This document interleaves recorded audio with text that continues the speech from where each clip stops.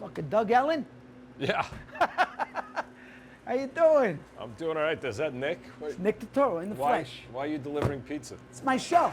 You see my camera, guys? Oh, it's called Delivering I got Happiness. It. All right. What's up? What's How you up? doing? Deliver some Yankee What's going happiness. on? Could you do that? I try, buddy. There's Yeah. only so much I can do. This is all for me? It's all for you, but let's have a slice. What's going on? I thought you moved away. I moved to Nashville. Well, temporary move. Just checking it out. Yeah? I had a baby, so I want to do something different after they broke into my house here. Oh, you know? man. How old is the baby? 3 now. 3? Yeah. Have you had Prince Street? Of course Yeah, I've had. of course you had, right? I was here opening day, and my first girlfriend from like 4th grade, Debbie Rosiello, said, I can get you in there and ask for Dom. And like when that line, I don't know if you were around. I mean, the line was down the block. Yeah. I walked in, I'm like, is Dom here? You know, and Dom came out, took good care of me. Yeah, That's it. Once you meet come Dom, here a lot. I love you're in Dom. the family, Yeah. right? I know. I found out about it from CC Sabathia years ago. Me and my wife were in New York. I said, let's go down to this Prince Street. We're waiting in line and all this other bullshit. And then all of a sudden, Dom comes out and he's like, hey, Nick, I didn't know you were here. You don't got to wait in line. I go, I thought it was a sit-down joint. I didn't know. We get this pizza with all the pepperoni. Right. And I'm like, where are we going to eat this shit? It was like a mountain. We went down the block in the village and we're sitting there. We couldn't even finish it. Wound up giving some to some homeless. So I was like, right. yeah. Well, it's good stuff. Yeah, man. Entourage. Incredible. One of my favorite, one of my son's favorite. My go-to shows, Sopranos, Entourage. I wasn't even a fan at the beginning. But like the Sopranos, like anything great, like a good bottle of wine, gets better and better and better. Yeah. I didn't know how good it was at the beginning. And then it was just like, did you know right away or did it take a while? I mean, it was a weird time because TiVo was just coming out. So when the ratings came out, compared to like a year earlier, they looked like a disaster. Right. But the critics loved it. Like, we got unbelievable reviews. And Chris Albrecht, who was president of HBO, loved it. So I don't know when it became a hit or not, because the numbers were always tough to see. You know, I saw it coming. You know, I'd be at a restaurant and hear people talking about it. You know, I'm like, somebody's watching this, you know? So, Right. That's how it was for me. Did Wahlberg, did they approach you? Did they have an idea, or was it sort of a collaboration? I'm just curious. Because I mean, based on somewhat loosely on him and his friends. Yeah, loosely. So Steve Levinson was my manager, my friend, I see. Wahlberg's manager. And I had just written a script he liked, and he said, you know, I got this idea. And he's like, I want to, like, Mark has been following his friends around with a camera, like, turn that into a scripted show, which I remember we were at the Manhattan Wonton Factory. Remember that place on Melrose Place? Yeah. And I remember going, that's the stupidest fucking idea I've ever heard. I mean, we follow around a bunch of hanger-on losers and whatever, and Steve was like, you'll figure it out. And that was it. And I went home, and I started just thinking, what could it be? And then I really started thinking, you know, like any TV show, it's a family. So how do you really make them a family? So somewhat different than Mark's friends, I was like, okay, let's make a brother. Let's make them all grow up together. And then I said, I got to make it New York. Because even though Boston and New Yorker, you know, more than anyone, a lot of similarities and a lot of differences, you know? Right. So I told Steve, I want to make it New York, and I want to kind of focus it on personal stories as I see them. And, you know, they hadn't done a TV show yet, so I think everybody was like, whatever, write something, let's see what happens. And that's Right. where we started, yeah. And it's funny, you set the guys in Queens. Because I'm from Queens. I'm from the end of Queens, not far from where you grew up. And then the show came out, 5 Towns, which cracks me up because 5 Towns, you know, Cedarhurst, Yeah. Hewlett, Woodmere, that was like right by Rosedale. So, but those guys were like they never kind of like, I never totally bought them as Queens guys. Yeah. I almost felt like they were more Long Island. But It's hey, interesting they say that. I mean, because I overthought a lot. I'm like, people's perception of Long Island is not really reality. Like, the Long Island I grew up in yeah, was Goodfellas. So you had a Jewish dentist, like Rob Weiss said in Amongst Friends. You had a Jewish dentist living next to John Gotti's heroin dealer. Like, that was my neighborhood. right. But when I said if they're from Long Island, it feels too soft. If they're from Brooklyn or the Bronx, feels too hard. So Right. I picked Queens. That's how Yeah, it came. that's good. That's good because, you know, Queens doesn't get enough love. Yeah. I have a lot of love for Queens, but Queens is like, I wouldn't say the forgotten borough, but there's the Bronx. Yeah. But then Brooklyn always gets Brooklyn, Forget about Staten Island. But Queens it just doesn't always get enough, because it's just sort of like the third, the fourth brother. Yeah. But I still love Queens, But it's funny because obviously from Queens, just like from Long Island, you're supposed to be Mets fans. And that was always a big thing because, we became friends, me and the guys.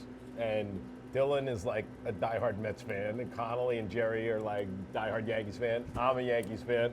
So there was always this battle. Like Dylan was like, I'm not putting on a Yankees hat. And he's like, we're from fucking Queens, it makes no sense. And then I put a line in there somewhere about something that made two of them Yankee fans. I don't remember what it was. What was the line? Do you remember? I don't remember, but I mean, I made it specific, even though Yeah. most people who aren't from New York wouldn't care if you weren't a Yankee hat or a Met Right. hat, but the New Yorkers did. So Right, we do. Because I Yep. know, growing up in Rosedale, Valley Stream, everybody's like, how did you become a Yankee fan?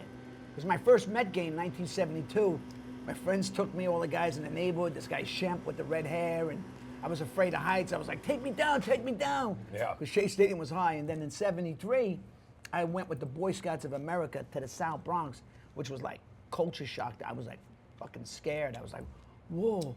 Yeah. Not that I'm a pussy, but I was like, I didn't know the Bronx. And then I walked in, and the Yankees weren't very good. George Steinbrenner just bought them, and they had Mercer and Munson. Yeah. They were kind of like beaten down. CBS owned them in 64. They started declining. So I just fell in love. Something happened. I was like, wow. Then in 74, 75, they played at Shea. They refurbished the original Yankee Stadium. And then I was going to all the games at Shea, which was weird to see the Yankees play Yeah. at Shea, And then 76, they reopened. And then they won a pennant. First time, Chandler's hit a homer. I jumped on the field. I was in high school. I went to St. Agnes in Rockville Center. Okay, get to your point here. All right, I'm getting to my fucking point. Anyway, because I'm in the business, I know Entourage was very accurate. It very felt much like I used to go up to UTA. You nailed all that industry shit. How did that happen? Like, were you just familiar? Because you nailed it. I mean, it was extremely important to me from the beginning to make it as realistic as possible. Like, I didn't want to do like a parody. I didn't want it to be kind of fake, I'm an observer. I started out as a stand-up comedian, and I watch things and I see it and I kind of ingest it. Obviously, having Lev as a producer, he was a manager, so he worked at UTA before that. So I just knew.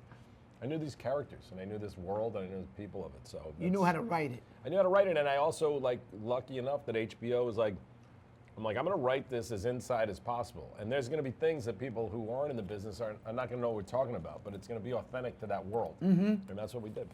The good thing was they didn't water you down. They didn't, like on the network. I had a network pilot, got watered down to the guild. Yeah.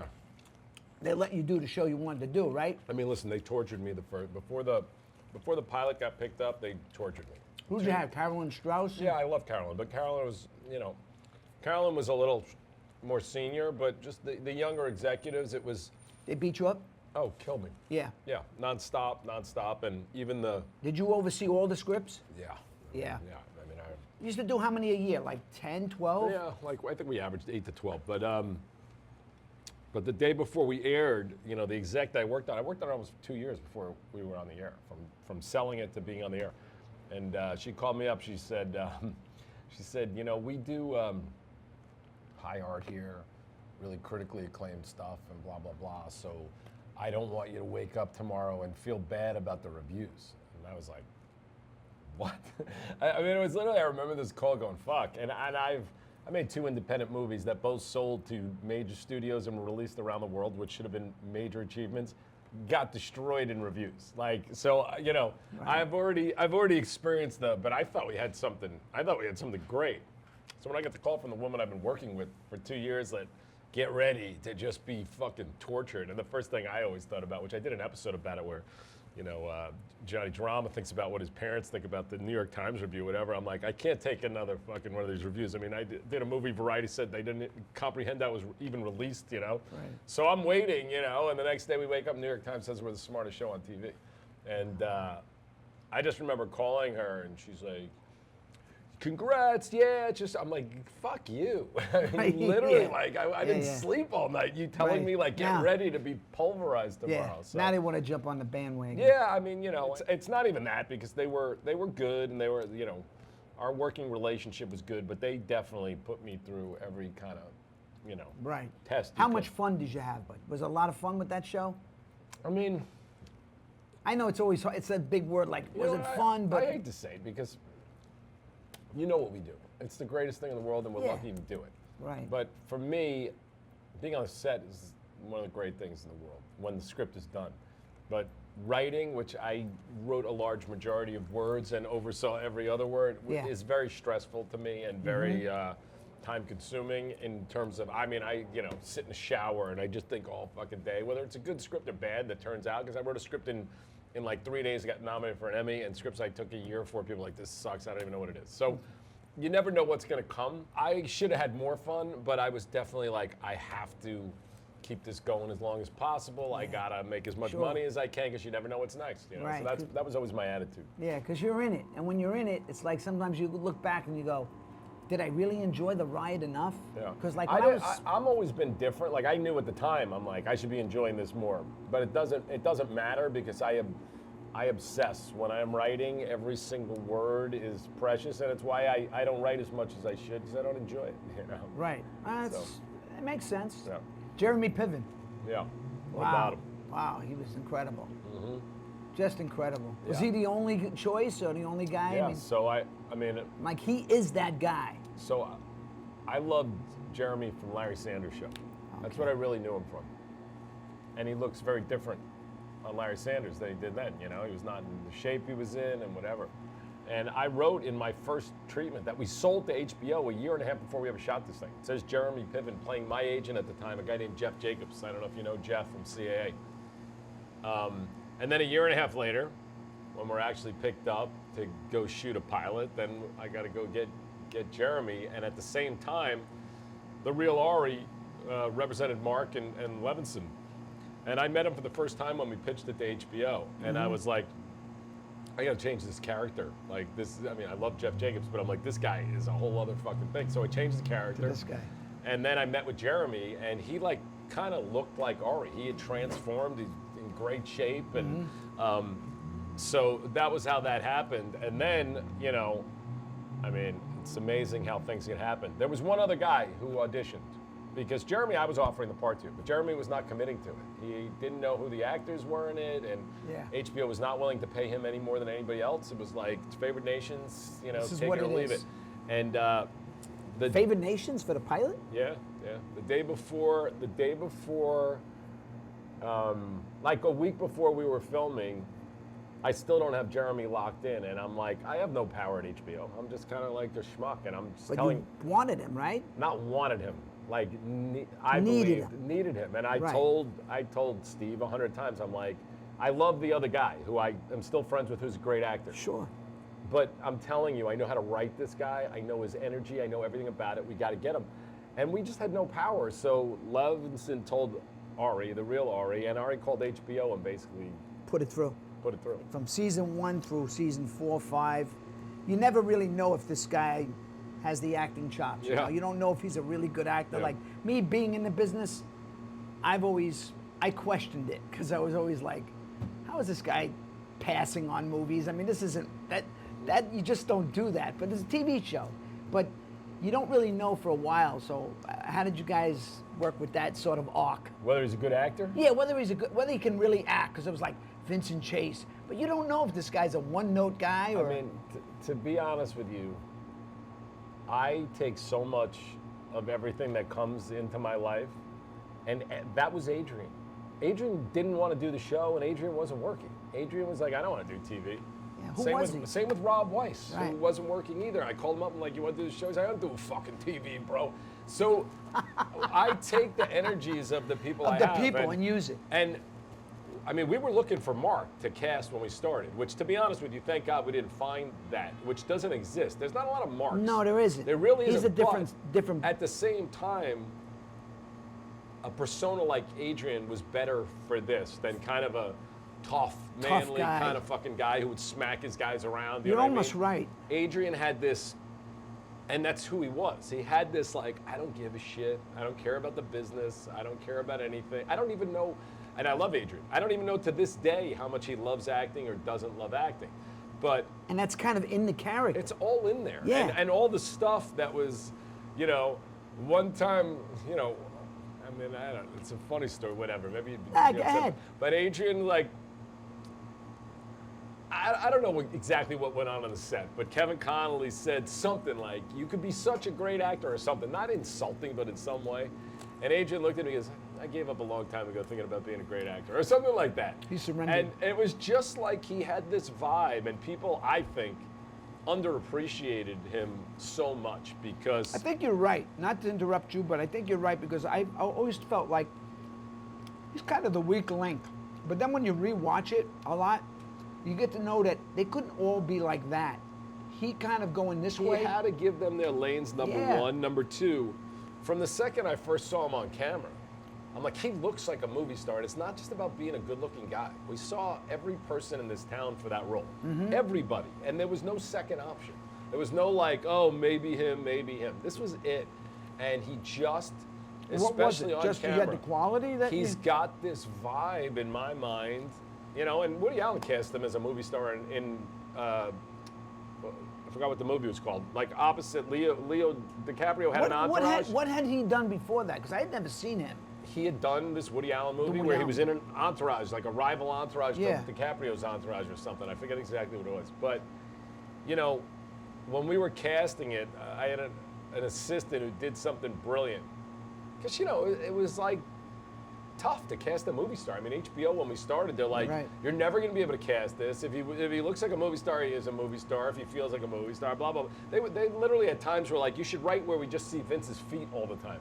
I'm like, what the fuck are you talking about? And that's how you know at HBO at that time was the only game in town. Right, Like, to get on at that moment was almost impossible. So they bought tons of stuff. That didn't mean anything. That doesn't You mean got you're like gonna a make it. tiny check and whatever. Right. So they would say things to me that you could think like, oh, listen to them and maybe you'll get somewhere. But at the end of the day, you gotta stick to what you believe. I'm like, we're gonna cast it. We have to cast it. I was like, they have to feel like authentic New Yorkers. And Adrian, what my assistant did is, he took Connolly. No, Connolly's a good-looking guy, you know. And Yeah. he took Connolly and Adrian's audition and clipped them together. Together. So they were talking to each other. And there was something about Adrian that just felt like, yeah, Connolly's a good-looking guy. This guy just feels like he's got something intangible. You know what I mean? Right, And right. and that was it. And honestly, from day one, I'm like, we couldn't have found a better option for all of them. But you know. Well, listen, man, you're answering all my questions. I love it. I love all the insight. I know you got a busy day. I got to get another delivery. So, you know, if you ever do a reboot or something, I did audition once for it, but you know, you gave it to a guy. He actually was right for that part. I would have loved to have been on it, but like Well, all, did you audition for Entourage? I auditioned for. For 40, you're saying, the next pilot. No, I auditioned once, one time. Turtle's uncle. I think Sonny. That Louis got? Who got it? Oh, Sonny Mariano? Yeah, Sonny was good for that part. So, you know, it's all right. Listen, it happens. I was just a fan of this. Like, I never auditioned for The Sopranos. And Yeah. I ran into Chase one time. He was like, how come I never met you? I said, that's okay. I go, you know. Listen, sometimes it's, you know, when Hey. you're casting these giant roles, I mean, I still like, I'm a you know, fan. I didn't cast Kevin Hart in a role. That's right. And for years he would talk about this fucking loser, Doug Ellin didn't cast me, blah, One, blah, blah. one of my favorite moments you're in before we go is when drama auditions for you. Yeah. And you're like, you know, I auditioned for you, and you were in, how'd it go? And you were like, you know. I love that. It's like me just telling you We've now. all been through it, You you weren't know? there, but Yeah. you know, that audition. Hoo-ah! Oh Yeah. my God. I love the kid. I met him on NYPD Blue, and he was like, you were the nicest guy to me. You talking about Kevin? Yeah, he goes, Yeah. you took me around, you took me for a burger. What a sweet guy. Yeah, good But he man. was brilliant. Yeah. Anyway, thanks Beyond. for doing Yep, this. thanks. Go Thanks for the Yankees. pizza. Maybe we'll catch a game one day. That'd be great. But, you know, get another series. Come on, man. You know, Yep, I hear you're you. too good of a writer. I know. I like acting, though, and I'm too bad of an actor. It sucks. You're not that bad.